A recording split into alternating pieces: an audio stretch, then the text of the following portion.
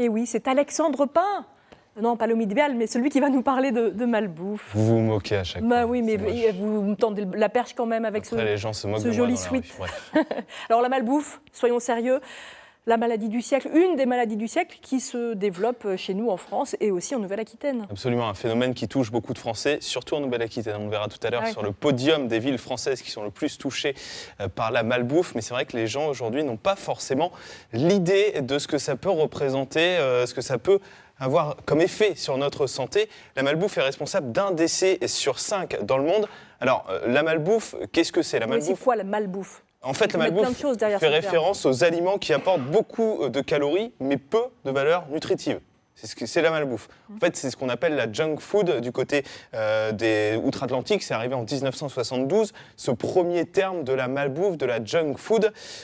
Il y a des idées reçues sur la malbouffe, on va en parler. Donc, un décès sur 5 dans le monde lié à la malbouffe, lié à toutes les conséquences que peut avoir la malbouffe sur la santé. Il faut savoir que ça représente à peu près 11 millions de morts chaque année. C'est plus que le tabac. C'est ça qui est assez hallucinant, c'est que ça représente plus que le tabac. Toutes les maladies, que ce soit des maladies cardiaques, des maladies liées à l'obésité, des cancers également qui sont liés à l'obésité, ou alors le diabète. 11 millions de morts, donc plus le tabac, la malbouffe tue plus que le tabac. Il faut savoir que ce sont les enfants et les ados qui sont le plus touchés par la malbouffe. Pourquoi ? C'est parce que plus ils vont être devant les écrans, plus ils vont grignoter en fait. Et des chercheurs ont estimé qu'une heure de télévision correspond à peu près 160 calories. Ça, c'est un vrai problème. Il faut savoir qu'à peu près 40% des Français sont en surpoids en 2020, début 2020, et on estime que ça sera 45% des Français d'ici fin 2020. C'est super effrayant en fait. Ouais. Parce qu'on ne pensait pas être touché à ce point-là. En tout cas, il y a quelques années, moi je me souviens, c'était un problème qui était outre-Manche, effectivement. C'était en Amérique, quoi. Aux États-Unis, oui. Puis c'est arrivé chez nous, effectivement. Donc presque une personne sur 2 est touchée par le surpoids, 56% des hommes et 41% des femmes. Et malgré ces problèmes, il y a une augmentation du chiffre d'affaires en 2019 de la restauration rapide. On est à 4,5% de plus d'augmentation du chiffre d'affaires de la restauration rapide. Donc c'est vous dire s'il y a un problème, mais il n'y a pas forcément une prise de conscience par rapport à ça, même si la France fait partie des pays où la malbouffe tue le moins. Oui. Avec le premier qui mange le mieux, le plus sainement, c'est Israël.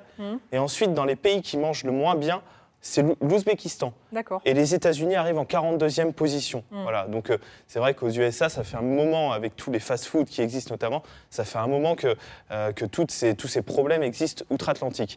Il y a des associations qui œuvrent en Nouvelle-Aquitaine justement pour combattre la malbouffe. C'est le cas de l'association Les Journées de la Nutrition. Et on accueille la présidente de cette association, Hélène Dupuy, qui est avec nous. Bonjour Hélène.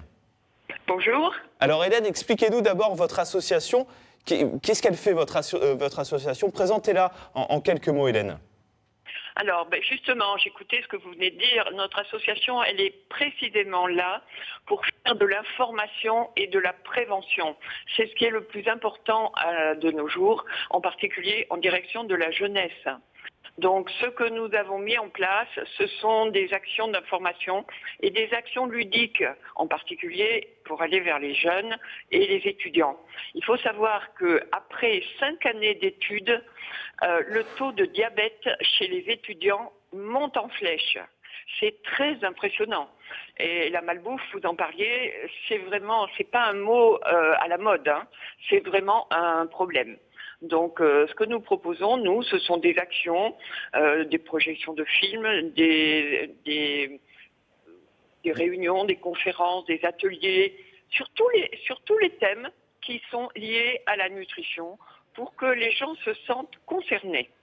Est-ce que vous vous rendez compte, Hélène, que de plus en plus de personnes, justement, prennent conscience de ce problème et viennent vers vous pour être informées, pour avoir des astuces, pourquoi pas ? Est-ce que vous avez l'impression qu'il y a une prise de conscience aujourd'hui ? Non, pas encore. Je ne le crois pas. Je pense que c'est trop tôt. Vous parliez des jeunes devant leurs écrans. On n'en est pas encore tout à fait là. Hein. C'est-à-dire que c'est une chose de le dire. Après, c'est une chose de l'intégrer dans la vie quotidienne. Je crois qu'il nous faut vraiment aller vers les gens et vers les jeunes pour leur parler d'épidémie d'obésité. Vous citiez les chiffres en France. L'Organisation mondiale de la santé nous a indiqué qu'en 2025, un quart de la population mondiale sera en obésité. C'est un chiffre étonnant. Les États-Unis et l'Europe ont été rejoints bien sûr par la Chine et l'Inde, et l'Afrique, qui sont des pays où la malbouffe est en train de créer de très nombreux problèmes. Donc je crois, oui, qu'il faut beaucoup en parler, faire une éducation alimentaire, des cultures alimentaires, de façon à ce que les gens aussi se réconcilient un peu avec leur corps. Parce que c'est très compliqué cette histoire d'obésité. Les personnes prennent du poids, les jeunes prennent du poids, ça déclenche tout un tas de problèmes qu'ils n'ont pas vu venir. Donc, absolument. Et c'est un vrai problème, Hélène. Merci beaucoup. Alors, en tout cas. J'ai une petite question moi, pour Hélène, si vous permettez. Est-ce que ça coûte plus cher de bien manger ? Alors, je ne crois pas. Je ne crois pas et je vais vous dire pourquoi. Parce que dans la mesure où mon association, justement, parle du bien manger, nous allons vers les personnes en difficulté. Nous faisons des ateliers, en particulier avec des gens qui ont de très petits revenus. Nous faisons des ateliers pour les jeunes. Donc, oui, on peut arriver à manger correctement. Et ça demande évidemment de passer un peu de temps dans la cuisine, forcément. Ce qui est d'ailleurs pas le cas des étudiants. Ils ont souvent des logements qui ne leur permettent pas. C'est là qu'on intervient. On intervient avec le Crous d'ailleurs qui fait de belles actions à ce niveau-là pour dire aux jeunes, plutôt que de manger ça ou ça ou ça, choisissez ça ou ça. Donc nous faisons ce que nous appelons des sorties caddies. Nous allons au supermarché et quand on voit ce que les jeunes mettent dans leur caddie, ça fait dresser les cheveux sur la tête. Ah, mais c'est de très belles initiatives. Il ne faut pas être moralisateur, il ne faut pas être culpabilisant. Ouais. Ça, c'est deux choses que notre monde médical commence un petit peu à entendre. Pour perdre du poids, il faut être déjà bien dans sa tête, parce que sinon, on est mal dans son corps. Merci beaucoup, Hélène. Merci beaucoup, Hélène. Parole d'évangile, Hélène. Oui, non, mais c'est vrai que c'est important, les associations comme ça qui vont aider les jeunes notamment. Parce qu'on parle du monde, mais en Nouvelle-Aquitaine, on a des vrais problèmes par rapport à la malbouffe. Bordeaux est la ville où la malbouffe règne le plus en France. C'est sur le podium. Plus que Paris, c'est plus que Paris. En fait, on est sur un ratio par rapport au nombre d'habitants. À Bordeaux, il y a 0,21 restaurants de restauration rapide pour 1000 habitants. À Paris, on est sur 0,17. Et à Limoges, on est à 0,18. Ah ouais. Donc Limoges, en termes de ratio, nombre de restaurants de restauration rapide, nombre d'habitants, Limoges est devant Paris. Ça, c'est un vrai problème. Donc la restauration rapide est au cœur du problème. Exactement, c'est une étude qui est basée sur les 16 chaînes de restauration rapide les plus présentes en France. Et en plus de ça, dans cette étude, on ne compte pas les kebabs qui sont des indépendants ou alors les chaînes de restauration rapide indépendantes. On est vraiment sur les chaînes les plus connues. Donc Bordeaux et la Nouvelle-Aquitaine est énormément touchés par la malbouffe. Ça, c'est un vrai problème.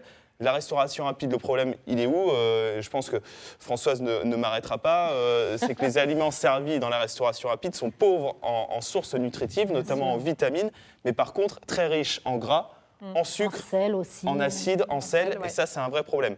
Quelques astuces pour terminer. Ouais. Rapidement, des petites astuces. En fait, c'est vrai que quand on est triste, quand on est énervé, peut-être vous, Vanessa, chez vous, vous êtes triste, énervé, Oui. vous vous réfugiez dans un aliment que vous aimez. Des aliments câlins qui font Voilà. des petits câlins à l'intérieur, par exemple. du Mais qui chocolat, ne sont pas forcément bons pour la santé. des pâtes à tartiner. C'est quoi ? C'est de ne pas avoir chez soi cet aliment, de le sélectionner, de se dire celui-là, il ne faut pas que j'ai à la maison. Vous faites une boîte à envie et à l'intérieur, vous mettez des aliments qui sont justement beaucoup plus riches en vitamines, en sources nutritives.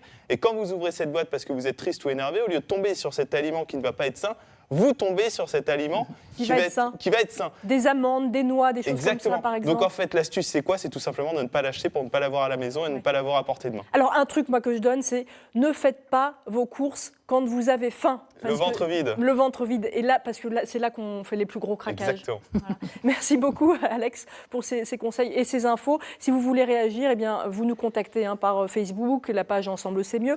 Vous pouvez aussi nous appeler. On vous répond 0805 383 383. N'hésitez vraiment pas parce qu'Ensemble c'est mieux, c'est votre émission avant tout.